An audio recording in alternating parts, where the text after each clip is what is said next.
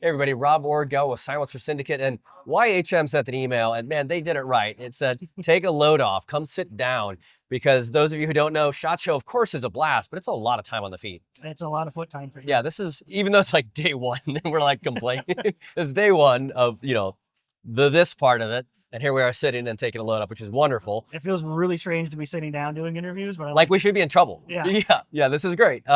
So YHM historically has done very budget friendly, very user friendly, pass it around type suppressors that really targeted the budget friendly audience. Not necessarily like the lower back pressure, not necessarily this quietist, but just the all around main consumer suppressor, right? Yeah.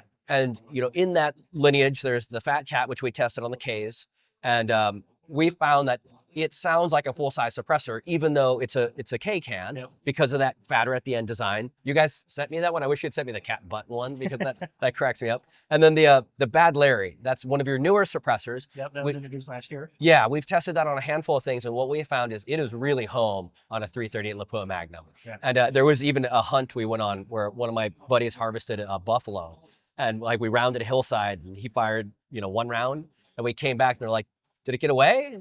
Like, no, it's dead. They're like, you shot? Like, yeah. Like, you shot a 338 Lapua Magnum just over the hill there? We're like, yeah. They're like, you guys didn't hear it at all?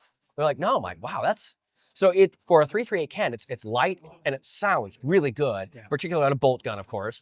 But then to prostitute that thing onto, I mean, and it's more than necessary, but the 338 Spectre. Yeah. I mean, of course it's going to sound good, because you can use a 9mm can, but why not go big and just really absorb all the gases? Yeah. So I found a lot of homes for the Bad Larry, and like your design says.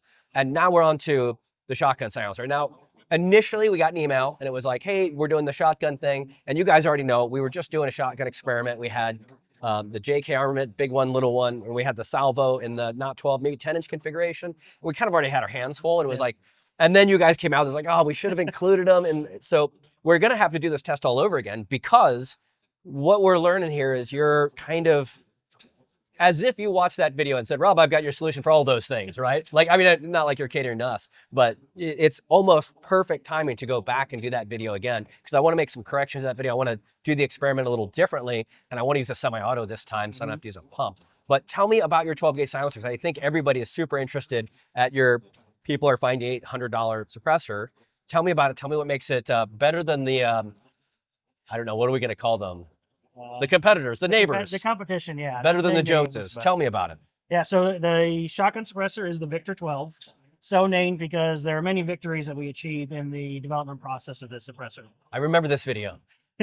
So this was nice for us. It was basically a clean slate project. The last few years, we've done some updates and different iterations and improvements upon old designs. This was like a complete start from scratch, whole new weapon platform and everything project. So that was fun in itself. So it was a major victory just to get to this point.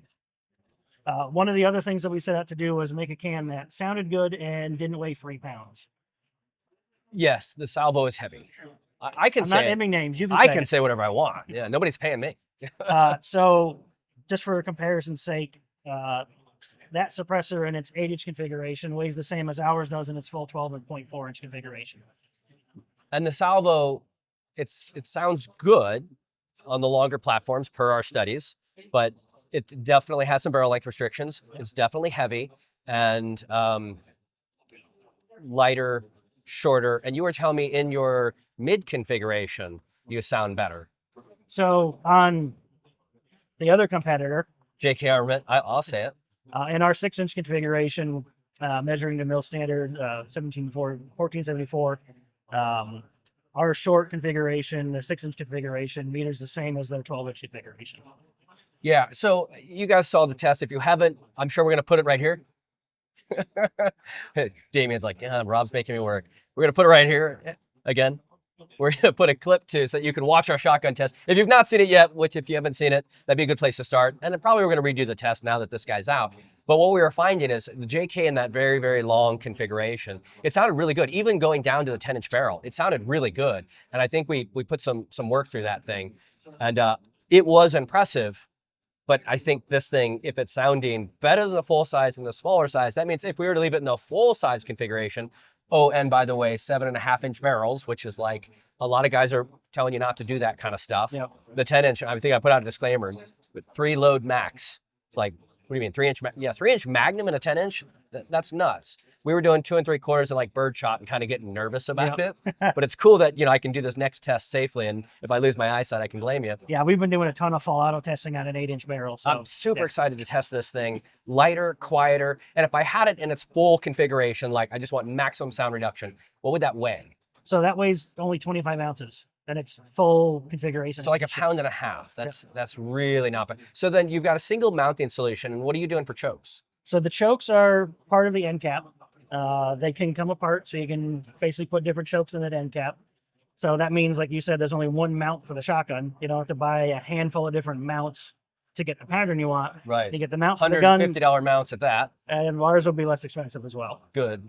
So that mount stays on the shotgun, and if you want to change your shot pattern, take 2 screws, the end cap comes off, swap the choke out for one of our chokes, put it back together with the 2 screws, you're good to go. So when I buy this online, when I leave this booth, it's going to arrive with 1 choke or multiple chokes? It's going to arrive with 1 choke. You're going to get an improved cylinder choke. Improved, so the typical combat standard. Yep. We've got modified and full in development, as well as skeet chokes as well. Nice. And then mounts for a wide gamut for obviously Mossbergs, Winchesters, Benellis, Brownings, Berettas. We've got a KSG mount in the works and a Saiga 12 mount in the works as well. All right, so here's what they did to use as an index point.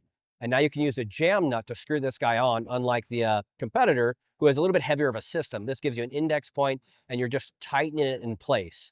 And what that does is give you the space to run a single bead instead of a heightened red dot or otherwise. And this is, again, that full configuration here. And you can see there's the choke at the end here. So it kind of funnels its way through until it gets to this choke, which is interchangeable. Really nifty design. So all of the chokes can be available, and you mentioned including a seat is in the works. Yeah. And then that's going to be your chokes. But also, if I want to change length configuration, you've got rods, because it looks like 2 rods that run the whole suppressor. Yep, exactly. So you got to swap those out. So there might be a couple extra SKUs to order, so you can play with it a little bit. Yeah, so we're going to offer either rod kits, and you can buy the 8, 10, and 6-inch all together as a package and save a couple of bucks. Or if you know you only want to shoot the 8 or you only want to shoot the 6, you can buy them individually as well. You know I'm going to experiment. Oh, of course. Yeah.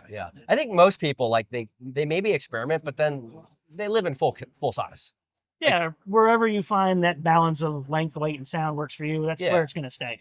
Well, it seems like people, at the end of the day, seem to like full-size configuration. The maximum sound, especially on the civilian side, just maximum sound reduction. I mean, that's the way I look at it. If I'm going to put a silencer or a suppressor on my firearm, I want the most sound suppression I can get. Totally, yeah. Well, we look forward to getting some hands-on time with your suppressor when the time comes. Already impressed with your Fat Cat, which we haven't spoken enough about on our channel, because it's just, each time we do a review, we'll end up picking our favorite, and then we kind of forget to come back with like 2nd and 3rd place. That, different merits, different spaces. But just because, this guy chose this suppressor doesn't mean somebody else doesn't have a phenomenal reason to choose the Fat Cat because of its incredible sound signature. Yeah. As compared to, we picked the Velos K because it was low back pressure and it sounded good.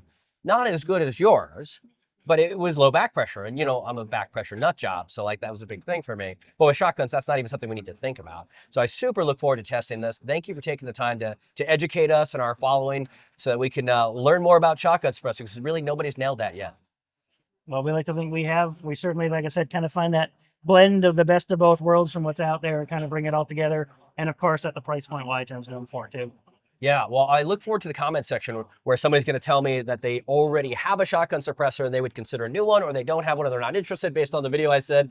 They're okay at this point, but now with what you're bringing us with new science and technology, maybe they're going to be something that we absolutely all should have, just like a 5.56 silencer. Yep. Cool. Super. Thank you for taking the time, Chris. My pleasure. Appreciate what you're doing for our space and the common use. And if you guys like this content, make sure you like, comment, subscribe, and we'll see you in the comment section. Stay safe out there, and a lot more to come from SHOT Show 2025.